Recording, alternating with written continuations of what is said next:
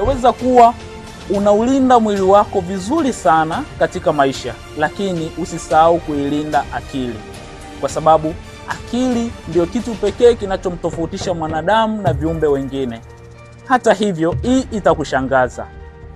Wanafalsafa maarufu kama Sigmund Freud na baadhi ya wanafalsafa wengine waliamini kuwa mwanadamu kwa asili hana uhuru, yani freedom. Uhuru huu ni uhuru binafsi wa kuchagua mambo. Kwa nini mwanadamu hana uhuru? Basi, kwa asili mwanadamu analisi kutoka kwa wazazi vimelea fulani ambavyo vinaishi naye. Kwa hiyo vile vimelea ambavyo vinaitwa kwa kisayansi genetics makeup vina mchango mkubwa katika maamuzi yake anayoyafanya na katika hisia zake za maisha ya kawaida. Hata hivyo, wanafalsafa hawa waligusia kuwa maamuzi yoyote ambayo yanayafanya mwanadamu anayafanya yakiwa yamesababishwa na kitu kingine.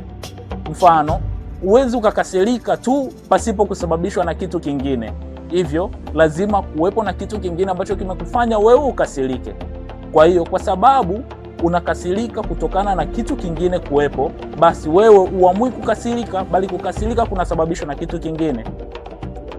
Na mambo mengine mengi zaidi katika maisha, jaribu kuangalia yana chanzo fulani kidogo au kikubwa yanayosababisha iwe hivyo.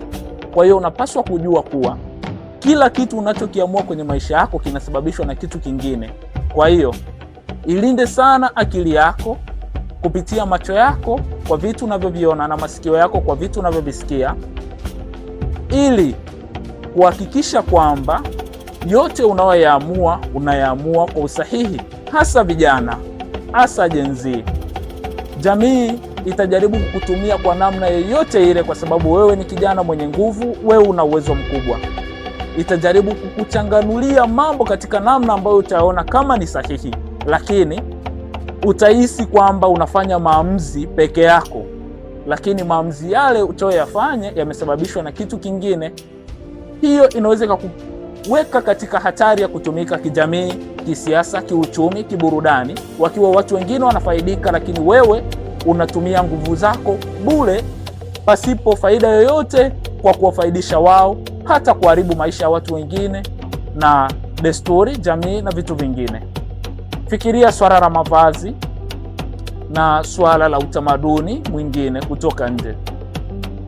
Basi fikiria unaviishi na kuvifanya, kwa sababu watu wengine wameweza kuviweka katika maisha yao.